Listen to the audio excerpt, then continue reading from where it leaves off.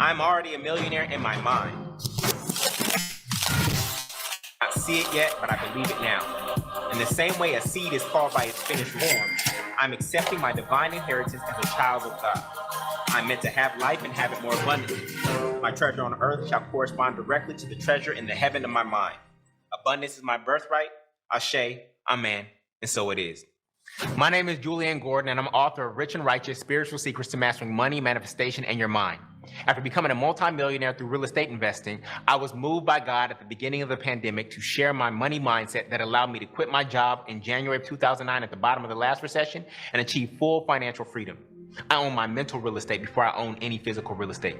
This book is like some of your favorites: Rich Dad, Poor Dad, As a Man Thinketh, Think and Grow Rich, and the Bible all in one. But the divine downloads and thoughts that are in here are 100% original and came for a 6-month period at the beginning of the pandemic. This book is normally $100 on Amazon if you went there right now, but I want to give you access to it for free by inviting you to our next reading group. Yes, the reading group is 100% free. Every weekday for 100 days straight, I'll be reading and discussing the 10 money commandments in the book that make money come to you in your life easily, more frequently, and abundantly. And it will take about 30 to 45 minutes as we read 3 to 5 pages per day until we finish the book and reprogram your mind around money. Why 100 days? Well, if you are 30 years old, you've lived for 10,950 days. And we have to deprogram and reprogram the negative, scarcity-based money mindset society has taught you. And I believe I can do that in just 1% of the time in about 100 days. I'm done with shelf help. You know, when you buy a book to change your life, but you never read it, it just sits on your bookshelf and collects a whole bunch of dust. We off that. When is the last time you had an author actually read their book to you out loud because they cared about you getting the information in your soul? I'm not just here to get this book in your hands. More importantly, I want to get it in your head and your heart, because that's where the real transformation occurs, in the conscious and the subconscious mind.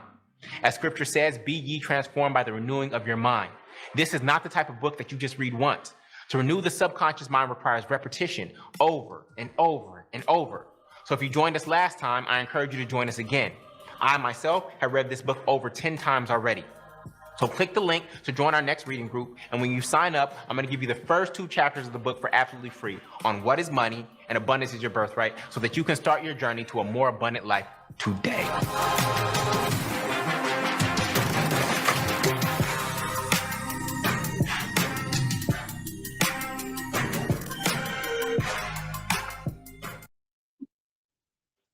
What's good, everybody? What's good? What's good? What's good? This is your boy Thavian, and welcome to another day of the reading of the Rich and Righteous, which is actually our last day of the reading of the Rich and Righteous.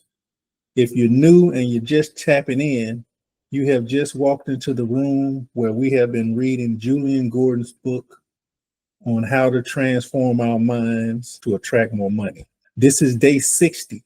We have been committed since January 1st on reading this book, and we are now 60 days in, and we're on our last chapter, our last section of the reading. So this will be the last reading for today for the book, but I am also hosting a testimonial event where we will get it live on a Zoom, and everybody can come in and provide their testimonies and testimonies on how this book has reprogrammed your mind since you started reading it. Some people jumped in the middle. Some people have been here since day one. Wherever you joined in at, I welcome you. I'm going to do a testimonies on Sunday. Sunday afternoon, I have the link in. It'll be like a Zoom link.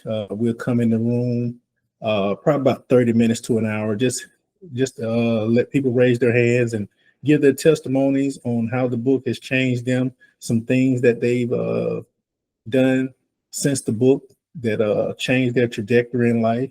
If there's some money you've manifested since reading the book and incorporating some of the techniques and processes that you've learned from the book, we want to hear it. I have a few that I would like to share. From the first time I did the challenge, I had some, and I just got back into the challenge again with you guys, and some more things came up. So just looking forward to spend about 30 minutes to an hour with you. Go ahead and raise your hand, give you brief testimony or testimonies on how the book has changed you and some of your plans in the future. And I'm looking to have one of these book challenges again, probably at the end of the year, starting in like November. So definitely click the link below. Go ahead and order you a book so you already have the book on hand when I plan to redo this challenge again, because this book is meant to be read over and over again. Repetition is the key. Repetition is the key. But we're going to go ahead and get day 60 started, get this last reading going on. And today's reading is about picking your guilty pleasure. So without further ado, we're going to go ahead and get day 60 started and let Julian kick us off on our last day of reading. Appreciate you. Day 60. Let's go. All right. Pick your guilty pleasure. Matthew 14, 3-6. A woman came with a special sealed jar. It contained very expensive perfume made out of pure nard. She broke the jar open and poured the perfume on Jesus' head. Some of the people there became angry, right? Similar to getting angry at somebody buying a Ferrari, right? They said to one another, "Why waste this perfume? It could have been sold for more than a year's pay. The money could have been given to the poor people." So they found fault with the woman. "Leave her alone," Jesus said. "Why are you bothering her? She has done a beautiful thing to me. You will always have the poor with you.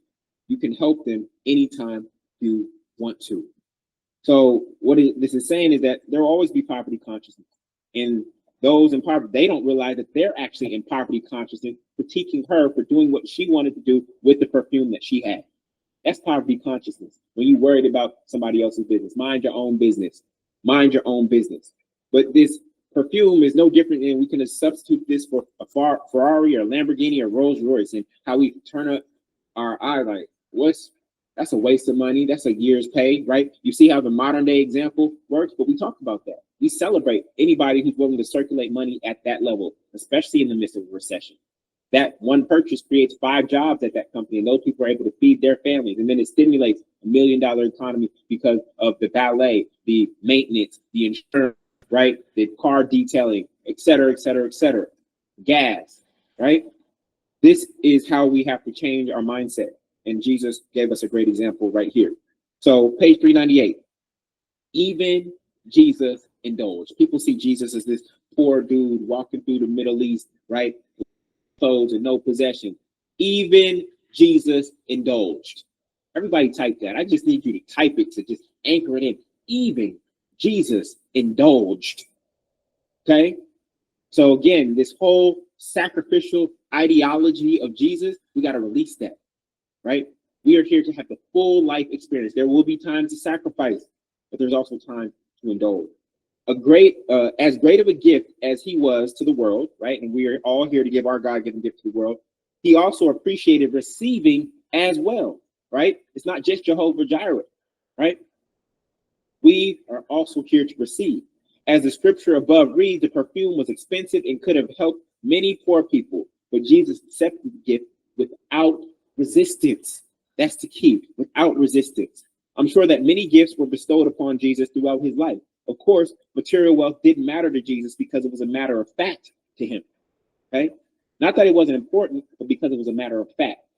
Because when you know that you can manifest on demand, when you know that you are the child of the CEO of Abundant Bank and that you can access the storehouse whenever you desire, that storehouse not being up there, storehouse being right here.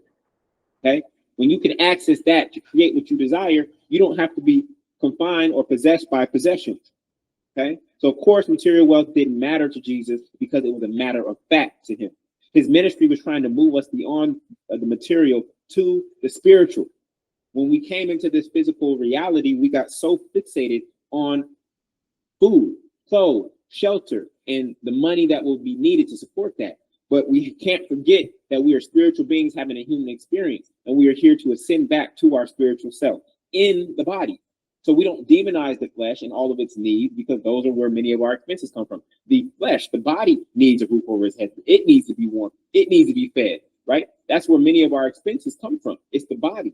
But we could not have this earthly experience without the body. And so we are grateful to the body. Our body have to honor it, okay? In the same way, defile it. So in the same way that we don't brag about how much oxygen we have today, true wealth is when you don't brag about symbols of wealth, because wealth is your identity and natural everyday reality. However, if someone wants to give in a certain way or at a certain level that feels good to them, try receiving without resistance. Allow them to give freely in the same way you love to give freely. As children of God, by default, we are givers. And we never want to rob somebody else of that experience by not allowing them to give to us because we are not in the space of receiving. A lot of times we don't receive because we don't want to feel like we owe somebody back, right? We know that the law of reciprocity is true, but it's not immediate in the moment reciprocity. It will come back to them. It may not come back to them through you. So you don't owe anybody if they're truly giving to you freely with no intention or agenda. Self-indulgence is necessary at times, but the greatest form of indulgence is when it is given back to you by others for the good you've given them. Okay? Your giving attracts, but to receive, you must accept. Your giving attracts, but to receive, you also must accept. There are people who are ready to pour into you, to give back to you for all the good you bestowed in their life, but you haven't opened up a way to receive from them. This is why just on a physical level, I had you open up your Venmo, your Cash App, your PayPal, just to have those channels open. Okay? Not saying that somebody is going to give you money immediately. Maybe that has happened during this time period, but just to open up the channel that I'm open to receive in any way that it might come to me. Okay? As givers, we have to be self-sacrificial and thus cut off other people from giving to us, and that breaks the cycle of giving and receiving. There must be balance. As a giver by nature, you must learn how to receive and be indulged when the gifts you've given have returned to you multiplied. I believe we should all identify at least one luxury or area of indulgence in our life where price doesn't matter. It may not be a Ferrari, but it could be food or the spa or your home or your bedroom, your hair, your shoes, a collection, video games, travel, concerts, first-class flights. I want you to identify one area where price just does not matter. I just want what I want in this specific area. We don't want to go crazy, especially if your cash flow framework is not flowing properly yet, okay? But we want to identify that area where you're going to indulge, right? Does anybody know in chat what your area is? I might have mentioned some of them. I know a lot of people, they just indulge in travel. When I travel, I'm going to fly the best, and I'm going to stay at the best hotels, and I'm going to have the richest experience, okay? I do it once a year, twice a year, and that's it, but I'm not cutting any corners there. I'm not coupon cutting there. I'm going to have the richest experience. Some people do it with food or date nights, right? Or a collection, their shoe collection, right? I'm gonna get all the Jordan ones, right? I'm gonna have every single color. I'm gonna take care of them. I'm gonna have a whole closet for them. That's the area where I indulge. Okay, so I want you to identify at least one area, and if you can't have an area where the thing costs $400, like some shoes like that, or $5,000 for a trip, start with something smaller. Okay. Occasionally, you should splurge on yourself to get in the full feeling of luxury and receiving the best that life has to offer. As Jesus said in Mark 14:7, the poor will be with you, but their experience of life does not have to be ours. The poor will be here. There will always be people with poverty consciousness, okay? But that does not have to be your experience. You cannot lift someone up out of poverty higher than they are willing to consciously go. You can't want it more for them than they want it for themselves. All you can do is keep being an example of abundance and lovingly reaching back to show others that they are not an exception, that it is possible for them. You should not be ashamed of your abundance, family. Instead, share it to show others that it is possible for them. In the cash flow framework, you have a fund account. It is there for your guiltless pleasure, right? The fund matches the sacred stash. So if you want to go on a $5,000 vacation, right, you must match that in your sacred stash. So if I'm going to eat of the apple tree today, I'm also going to plant apple seeds in this orchard for tomorrow to replenish what I'm eating now. So there's a 50-50 match between your fund and your sacred stash. Okay? It is there for your guiltless pleasure. What is the point of splurging on yourself if you will feel about it before, during, and after the experience? When you splurge, just sit in it, family.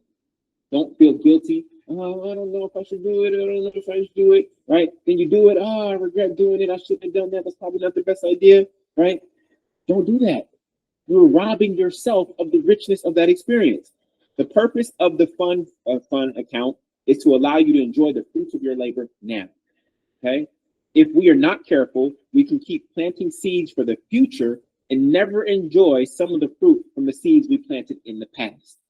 Every time you cut down a tree to use today, just make sure that you plant a new one for the future. That's what the sacred stash is for. That's what the 50-50 match is for. Okay? If you're going to take a $3,000 trip, make sure that you deposit $3,000 in your sacred stash to balance out the withdrawal from your fund fund. YOLO, you heard that before. You only live once is true. And FOMO, fear of missing out, is real. The goal of using money isn't always to make more money. I know that's what these entrepreneurs will tell you on the internet. Always use your money to make more money. Yes. By and large, that's what we want our money to do. We're supposed to be fruitful and multiply. But that's not always the goal. Sometimes I circulate money just to circulate. This is all a game that could end at any time. And circulating money just because should be fun. Find your balance between enjoyment now and investments in the future. Okay? All right. This concludes day 60, our last reading of The Rich and Righteous. We have completed the book. I'm so proud of you. I'm so proud of me.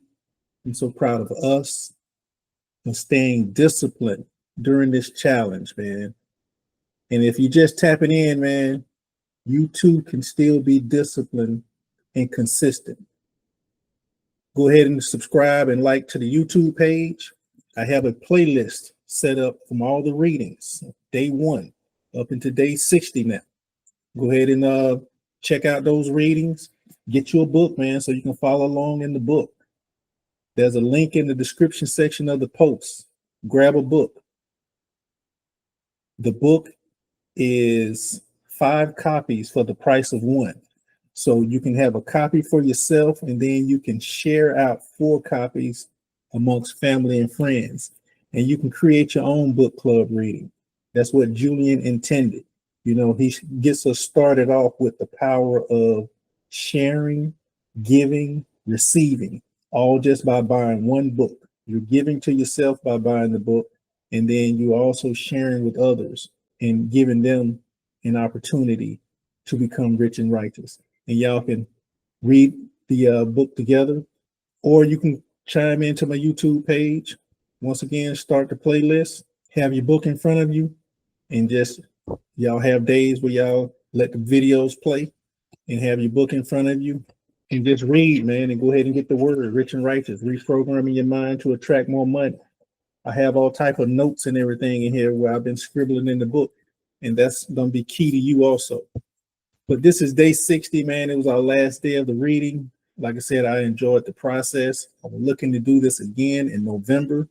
So if you're just tapping in towards the end, by all means, still click that link below, get you a book, and just be ready to tap in live as I start back up in November, man.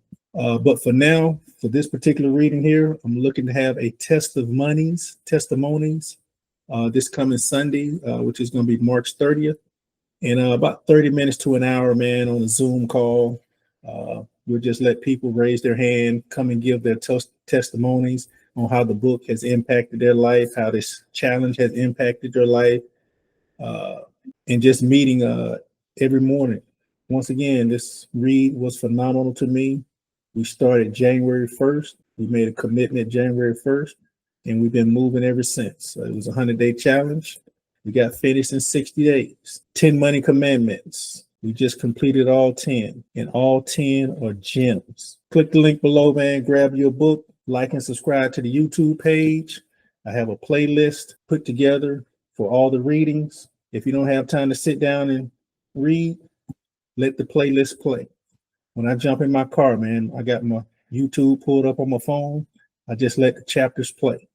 If I'm in the gym working out, I just let the chapter play. As long as you're getting that word For those that have been in the book reading, you know what I'm talking about. The conscious and subconscious mind. That's what you're reprogramming, the conscious and subconscious mind. And that takes repetition. So listening every day, getting reads in every day is going to be valuable to you. But everybody definitely look out for that link to the testimonial page so you can get signed up. Like I said, I'm looking to have that Sunday, like I said, the 30-minute to an hour Zoom call where everybody can share their testimonies, how the book has resonated with them. Look for the link, sign up. Looking forward to seeing you on Sunday. Appreciate you guys for tapping in, man. This was so phenomenal, man. I'm so proud of us for completing these 60 days. Until the next read on Sunday, I hope you guys have a rich and righteous, prosperous spring and summer. And I look forward to seeing you guys in the fall, man, because I'm definitely doing this again in November. So be on the lookout later this year for the alerts. And also, I'm going to be putting some work. And also, I will be putting some workshops together. I'm real keen on setting goals and processes and procedures and systems. I like to put those things in place and just looking to share that with you guys and help organize your life and your goal setting journey. Once again, man, Fabian, appreciate you guys and salute. See you on the next one.